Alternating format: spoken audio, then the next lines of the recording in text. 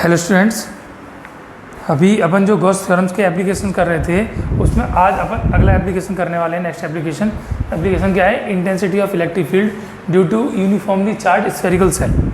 इससे पहले अपन ने तीन जो एप्लीकेशन थी उसमें की थी, एक तो due to long straight wire, due to infinite sheet और ड्यू टू इनफाइनाइट प्लेट। आज का जो अपना टॉपिक है उसमें है due to spherical shell. Spherical shell का मतलब क्या होता है पहले तो ये समझिए। तो स्फेयर यानी स्फेयर हो गया, गोला हो गया। शेल का मतलब होता है केवल उसका कवर, रैपर। आप हॉलो स्फेयर उसको बोल सकते हैं, बट स्फेयर और इसमें जो बेसिक डिफरेंस है वो ये है, स्फेयर जो है आपने हॉलो लिया, उसका जो कवर है उसकी कुछ ना कुछ थिकनेस होती है। अगर शेल बोल देते हैं तो शेल का मतलब है कि जो थिकनेस उसकी नेग्लिजिबल है, बहुत पतला है, बारीक है। तो कोई स्फेरिकल सेल है जो यूनिफॉर्मली चार्ज है, उसकी वजह से अपने को इलेक्ट्रिक फील्ड इंटेंसिटी कैलकुलेट करनी है। तो एक स्फेरिकल सेल अपन एज्यूम करते हैं, the radius of the spherical shell is R, center is O. The spherical shell is uniformly charge दिया तो सारा का सारा कहाँ पर होगा? इसके सरफेस पे। This is uniformly charge. अब चार्ज जो देंगे वो सारा का सारा सरफेस पे होगा। It means the density of the charge is surface charge density means sigma. तो सारा का सारा चार्ज सरफेस पे है तो डेंसिटी कौन सी होगी? इसकी सिग्मा होगी। अब अपने को क्या करना है? तो we have to calculate intensity of electric field due to this uniformly charge spherical shell at a distance small R from its center O. Center O से स्मॉल आर डिस्टेंस पर कोई पॉइंट है जहाँ पर अपने को इलेक्ट्रिक फील्ड इंटेंसिटी कैलकुलेट करनी है। अब इससे पहले अपन जो एप्लीकेशंस करके आए थे उसमें एक ही डिस्टेंस थी, यहाँ पर रेडियस गिवन है और उसके अलावा डिस्टेंस और गिवन है। तो there are 3 possibilities of distance are. तो क्या क्या पॉसिबिलिटीज़ हैं? तो first, R is greater than capital R. अगर जो डिस्टेंस है वो रेडियस से बड़ी है, इसका मतलब है जो पॉइंट है वो इस रेडियस से बाहर, इसका मतलब सेल के बाहर है, तो कहाँ पर आ जाएगा? At external point. Second case क्या हो सकता है? R is equal to capital R. जो डिस्टेंस है वो क्या है? कैपिटल आर के बराबर है, तो एट सरफेस हो जाएगा। इसके आर के इक्वल है, इसका मतलब पॉइंट कहाँ पर भी होगा? इसके सरफेस पर होगा। और तीसरी पॉसिबिलिटी क्या है? R is less than capital R. तो क्या हो जाएगा? At inside. अगर लेस देन कैपिटल आर है तो क्या हो जाएगा? जो पॉइंट है वो रेडियस से कम, इसका मतलब इस गोले के अंदर ही कहीं ना कहीं प्लेस होगा जहाँ पर अपने को इलेक्ट्रिक फील्ड इंटेंसिटी कैलकुलेट करनी। तो 3 केस हैं, इन 3 केस को अपन यहाँ पर कैलकुलेट करने वाले हैं। तो सबसे पहले अपन फर्स्ट केस देखते हैं। तो फर्स्ट केस क्या है कि एट एक्सटर्नल पॉइंट। तो पहला जो केस हो जाएगा at external point means R greater than capital R. ये अपने को कैलकुलेट करना है इंटेंसिटी ऑफ इलेक्ट्रिक फील्ड। तो let point P is placed at a distance small r from center O where we have to find intensity of electric field. अब यहाँ पर electric field P point पर कोई है, यहाँ पर अपने को कैलकुलेट करनी है इस स्फेरिकल सेल की वजह से। किसका यूज करना है? तो अपन एप्लीकेशन कर रहे हैं गॉस थ्योरम की। और गॉस थ्योरम की शर्त क्या है, उसकी कंडीशन क्या है? तो कंडीशन ये है कि चार्ज कैसा होना चाहिए? किसी सरफेस के अंदर क्लोज होना चाहिए। अब ये सारा का सारा चार्ज इस सरफेस के ऊपर है, इसको क्लोज करना है। बंद करने के लिए इसके चारों ओर बाउंड्री बनानी पड़ेगी। अब स्फीयर के चारों ओर बाउंड्री बनाओगे तो वो भी स्फेरिकल हो जाएगी। तो अपन एक स्फेरिकल बाउंड्री एज्यूम करते हैं।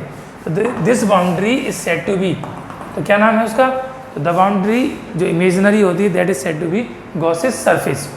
तो एक गॉसेस सरफेस अपन इसमें कंसीडर करते हैं जिसकी रेडियस आर है, वो जो है उसका सेंटर कॉमन है और रेडियस आर है। तो यहाँ से यहाँ तक हर जगह जो डिस्टेंस है वो स्मॉल आर के इक्वल है। Here we have to find intensity of electric field. तो क्या काम करना है? उसके लिए एक छोटा सा एलिमेंट अपन कंसीडर करते हैं। The area vector of this element is dA vector.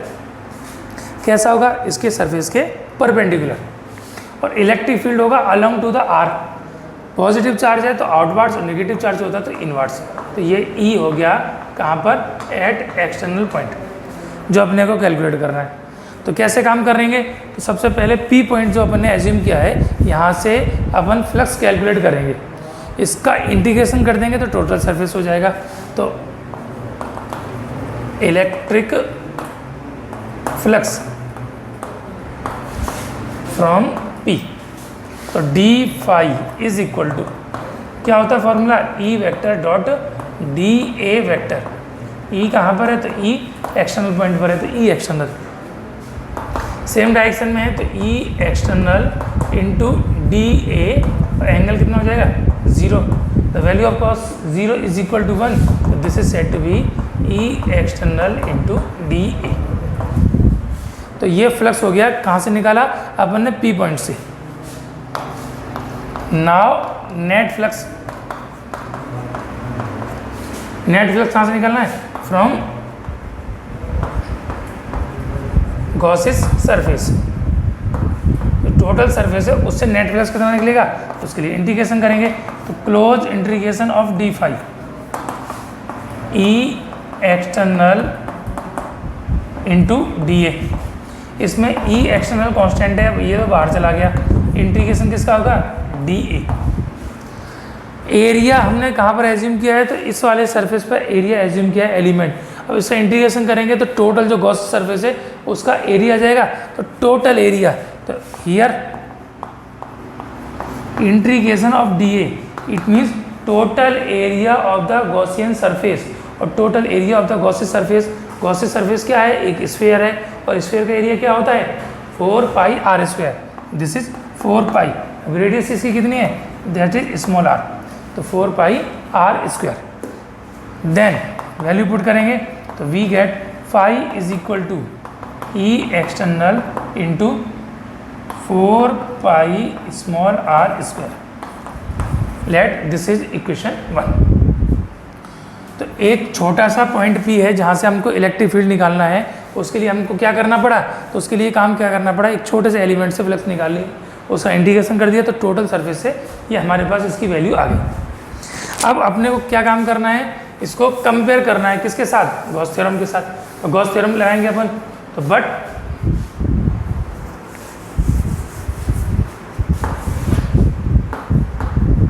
From Gauss theorem क्या होता है गॉस थ्योरम, तो phi is equal to total charge upon epsilon naught. अभी टोटल चार्ज कहाँ चाहिए, वो इस वाले सरफेस पे चाहिए, इस वाले सरफेस की डेंसिटी हमारे पास है सिग्मा, तो here sigma equal to total charge upon total area. Total area किसका, इस वाले सरफेस का। चार्ज कहाँ पर है, तो इंटरनल जो स्फीयर है उस पर चार्ज है, तो उसका एरिया कितना होगा, तो 4 पाई कैपिटल आर स्क्वायर। तो this implies that sigma q equal to small sigma into 4 pi capital are square. Value put करेंगे, then we get phi is equal to small sigma into 4 pi capital are square upon epsilon naught. This is equation 2, this is equation 1 and this is equation 2। अभी दोनों की दोनों value किसकी हैं, phi की, तो दोनों कंपेयर कर दें, एल एच एस इक्वल है तो आर एच एस इक्वल होगा, तो ऑन कंपेयरिंग 1 एंड 2 दोनों कंपेयर कर दीजिए, तो क्या मिलेगा, तो E external into 4 pi small are square is equal to sigma 4 pi capital are square upon में एप्सिलॉन नॉट। डायग्राम का काम खत्म, इसको हटा देते हैं। तो now E external is equal to sigma into 4 pi capital are square upon epsilon naught था, ये डिवीजन में चला जाएगा, तो 4 pi small are square, 4 pi से 4 पाई कैंसिल आउट, तो क्या आ जाएगा, तो now E external is equal to sigma capital are square तो ऊपर बचा, और epsilon naught and small are square ये नीचे बचा। तो this is the intensity of electric field. Unit क्या होगी, न्यूटन पर coulomb. Is that clear. In vectors form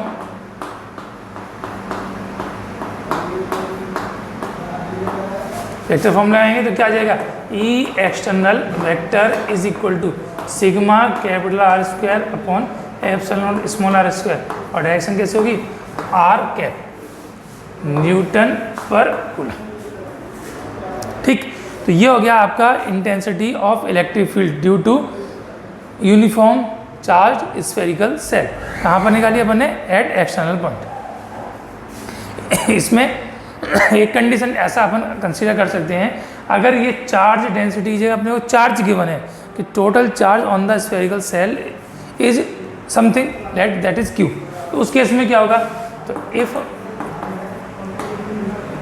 sigma Q is equal to Q अगर गिवन है, तो या तो अपन सिग्मा की वैल्यू इसमें रिलेशन के साथ कर सकते हैं, नहीं तो अपन डायरेक्ट यहाँ से भी कर सकते हैं। फॉर्मूला था सिग्मा क्यू अपॉन एप्सिलॉन, और सिग्मा क्यू हमने ये पूरा निकाला है, उसकी जगह हम क्या लगा देंगे, स्मॉल क्यू लगा देंगे, तो क्या आ जाएगा result phi equal to Q upon epsilon naught, दोनों कंपेयर करेंगे, तो यहाँ से कर सकते हैं, नहीं तो अपन यहाँ से कर सकते हैं। Then small sigma equal to Q upon 4 pi, area कितना है कैपिटल आर स्क्वायर, सिग्मा की जगह वैल्यू पुट कर दो। अब ये वैल्यू पुट करेंगे, देन वी गेट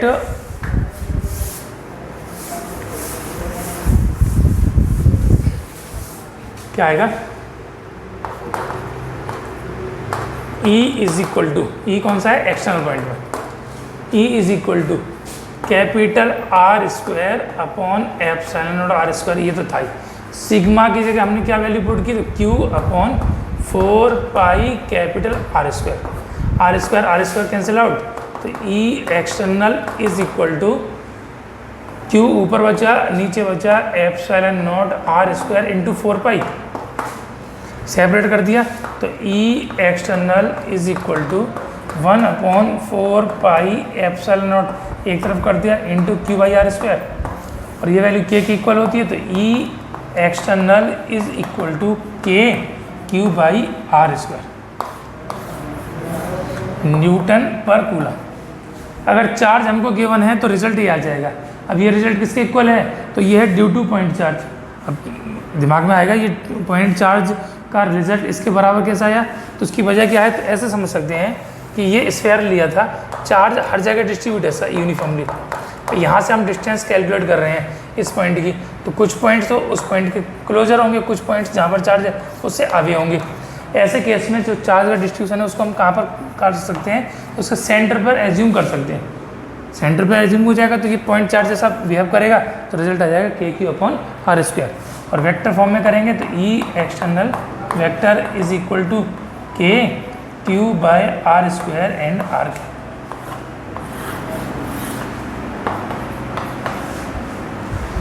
तो ये हो गया आपका पहला केस, intensity of electric field due to uniformly charge spherical shell. कहाँ पर निकाला, at external point. Second condition क्या हो जाएगी,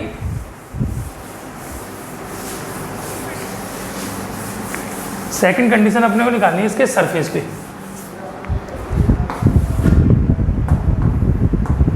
एट सरफेस, सरफेस का मतलब क्या हो जाएगा, R is equal to capital. तो यही अपने को केवल वैल्यू पुट करनी है और कुछ अंतर नहीं है। ये पॉइंट हमने P यहाँ से उठाया और इसको शिफ्ट कर दिया है, यहाँ पर उठा के यहाँ पर रख दिया, तो जो डिस्टेंस थी स्मॉल r वो कन्वर्ट हो जाएगी किस में, कैपिटल R में।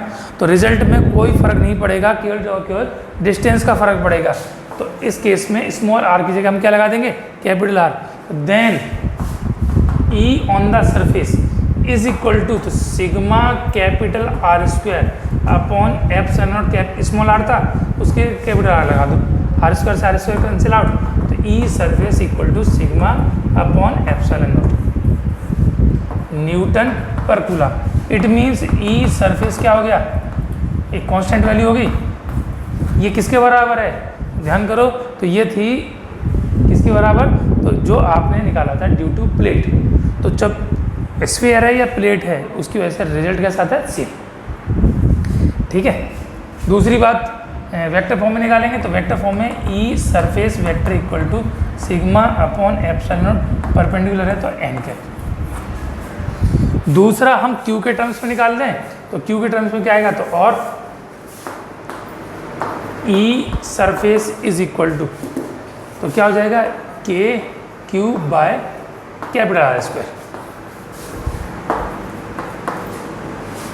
और वेक्टर फॉर्म में तो E S vector is equal to k q by r square, r cap लगा दो चाहे एन कैप लगा दो, क्योंकि रेडियस कांस्टेंट है, परपेंडिकुलर है, तो न्यूटन पर कूलम, इसको हम एन कैप भी लिख सकते हैं, एक ही बात है, कोई फर्क नहीं पड़ेगा। तो ये दूसरा केस हो गया, कहाँ पर, जब पॉइंट उसके सरफेस पर प्लेस है तो वहाँ पर इलेक्ट्रिक फील्ड इंटेंसिटी कितनी होगी। ठीक, अभी तीसरा केस और समझ लीजिए। तीसरे केस में क्या है कि पॉइंट को हमको कहाँ पर एज्यूम करना है, इनसाइड, तो थर्ड है एट इनसाइड, इसका मतलब है R less than to capital R. अब ये जो स्फेरिकल सेल है जिसकी रेडियस आपकी कैपिटल आर है, सेंटर ओ है, हमको पता करना है इलेक्ट्रिक फील्ड इसके अंदर स्मॉल आर डिस्टेंस पर, तो उसके लिए हम एक गॉसियन सरफेस एज्यूम करेंगे आर डिस्टेंस पर, ये इलेक्ट्रिक फील्ड होगा और ये इसका एरिया वेक्टर होगा। अब इस केस में क्या रिजल्ट आएगा, तो ध्यान से समझना, बहुत सरल सी बात है। तो इसमें है कि जो हमने फाई निकाला था मैथमेटिकली, तो phi is equal to E internal into 4 pi small are square, जो हम कैलकुलेशन कर चुके वही पहले केस में, वैसा कैसे ही आएगा। इक्वेशन 1 एंड गॉस थ्योरम से निकालेंगे तो sigma Q upon epsilon not. अब देखिए जो अपन पहले करके आए हैं प्लेट के लिए, तो प्लेट के लिए ई इंटरनल अपन ने क्या माना था, 0, तो वैसे ही ई इंटरनल है तो 0 होगा। लेकिन क्यों 0 होगा, अपन आज यहाँ पर उसको एक्सप्लेन कर रहे हैं, प्रूव कर रहे हैं। तो because the total charge is distributed on the surface, सारा का सारा चार्ज कहाँ है, सरफेस पर है, और अंदर कोई भी चार्ज नहीं है, तो चार्ज की वैल्यू 0, इसलिए फ्लक्स की वैल्यू क्या हो जाएगी, 0। This is equation 2। कंपेयर कर दो 1 एंड इक्वेशन 2, तो E internal into 4 pi small are square equal to 0। अब ये तो 0 होगा नहीं, क्योंकि 4 कांस्टेंट है, पाई कांस्टेंट है, आर कोई ना कोई डिस्टेंस है, it means E internal is equal to 0। तो गोले के अंदर जो स्फेरिकल सेल है उसके अंदर इलेक्ट्रिक फील्ड की 0 वैल्यू जो होती है वो 0 होती है, सरफेस पर कांस्टेंट होती है, और सरफेस के बाद डिस्टेंस जो है उसके इन्वर्सली प्रोपोर्शनल होती है इसके स्क्वायर की। अब ऐसी कंडीशन में अगर हम इसका ग्राफ प्लॉट करें, ग्राफ, तो ग्राफ क्या होगा, तो बिटवीन आर एंड ई, वो क्या इसका काम करेगा, तो इसका सेंटर का काम करेगा। तो देखिए ई इंटरनल होता है 0, ई सरफेस पर सिग्मा अपॉन एप्सिलॉन नॉट, और ये इसकी कैसी वैल्यू होती है, मैक्सिमम, और ई एक्सटर्नल जो निकाला है वो sigma R square upon epsilon naught R square, it means E external proportional to 1 upon are square, तो आर के इन्वर्सली प्रोपोर्शनल है। अब ऐसी कंडीशन में अगर हम ग्राफ बनाएंगे तो देखिए अंदर तो 0 है, और कहाँ तक 0 है, इसके सरफेस तक, सरफेस का मतलब इसकी जो रेडियस आर है वहाँ तक ई की वैल्यू कितनी है, 0। इस मतलब सेंटर से लेकर सरफेस तक कोई भी इलेक्ट्रिक फील्ड नहीं होगा, सरफेस पर जाकर हो जाएगा ई सरफेस पर वो उसकी मैक्सिमम वैल्यू होगी, और उसके बाद इन्वर्सली प्रोपोर्शनल है, तो ये एक हाइपरबोला हमारा रिजल्ट बनेगा। तो E external proportional to 1 upon r. तो this is the graph between electric field intensity and distance are. तो ये हो गया आपका intensity of electric field due to uniformly charge spherical shell. अब इसमें एक कंडीशन और हो सकती है, अगर हम स्फेरिकल सेल की जगह स्फेयर कंसीडर करते। अब ये स्फेयर सॉलिड भी हो सकता है और हॉलो भी हो सकता है। अब इस सॉलिड या हॉलो कैसा भी है तो कंडीशन क्या लगेगी वो देखेंगे। तो अगर हॉलो स्फेयर है तो स्फेरिकल सेल जैसा बिहेव करेगा, तो स्फेरिकल सेल जैसा बिहेव करेगा तो ये रिजल्ट आएंगे। अंदर कोई चार्ज नहीं है तो 0, सरफेस पर उसकी मैक्सिमम वैल्यू, और सरफेस के बाद sigma R square upon epsilon naught R square, और inversely proportional to R square. इस पर अगर हॉलो तो ऐसे ही होगा। लेकिन अगर ये जो स्फेयर है, अगर शर्त ये है कि ये स्फेयर है वो कैसा है, कंडक्टर स्फेयर मान लो। Conductor sphere. तो कंडक्टिंग स्फीयर है, कंडक्टर यानी किसी न किसी मेटल का बना हुआ है, तो उस केस में क्या होगा, तो कंडक्टर की प्रॉपर्टी क्या होती है, कंडक्टर उसको कहते हैं जिसके ऊपर चार्ज मूव कर सकता है, चार्ज का फ्लो पॉसिबल है। जहाँ चार्ज फ्लो करेगा तो वो उसको बोलते हैं कंडक्टर, और फ्लो करेगा तो फ्लो करते करते कहाँ जाएगा, तो फ्लो करेगा तो अंदर कोई भी चार्ज नहीं बचेगा, सारा सारा चार्ज कहाँ जाएगा, उसके सरफेस पर आ जाएगा। तो जैसे ही सरफेस पर आ जाएगा तो अंदर कोई चार्ज नहीं है, तो ये स्फेरिकल सेल जैसा ही बिहेव करेगा। तो यही रिजल्ट आएंगे। तो चाहे स्फेरिकल सेल वो कंडक्टिंग नॉन कंडक्टिंग कैसा भी हो सकता है, अगर कंडक्टर है और वो सॉलिड है या हॉलो है तो भी यही डेटा उसका आता है। तो 3-4 जो कंडीशंस हैं, स्फेरिकल सेल, कंडक्टिंग या non conducting, conductor, sphere, hollow और सॉलिड, उन सब के लिए यही रिजल्ट आएगा, यही हमारे वैल्यूज़ रहने वाली है। E internal 0, E surface maximum और E external sigma capital are square upon epsilon naught small are square. ठीक है, तो ये हो गया आपका इसका एक एप्लीकेशन। एक एप्लीकेशन और अपने को करना है, वो करना है due to non conducting solid sphere. अगर नॉन कंडक्टिंग होलो स्फीयर है तो यही रिजल्ट आएगा। अगर नॉन कंडक्टिंग सॉलिड स्फीयर है उसके लिए कुछ कंडीशंस अलग आ जाएंगी। वजह क्या है कि नॉन कंडक्टिंग है तो चार्ज सारा का सारा उसके वॉल्यूम में डिस्ट्रीब्यूट होगा, और जब डिस्ट्रीब्यूशन होगा तो वॉल्यूमेट्रिक होगा, और वॉल्यूमेट्रिक डिस्ट्रीब्यूशन के लिए उसके रिजल्ट जो आएगा वो रो के टर्म्स में आएगा। ये रिजल्ट सिग्मा के टर्म्स में था और वो रिजल्ट किसके टर्म्स में आएगा, रो के टर्म्स में। ठीक है, नेक्स्ट अगले लेक्चर में करेंगे। Thank you.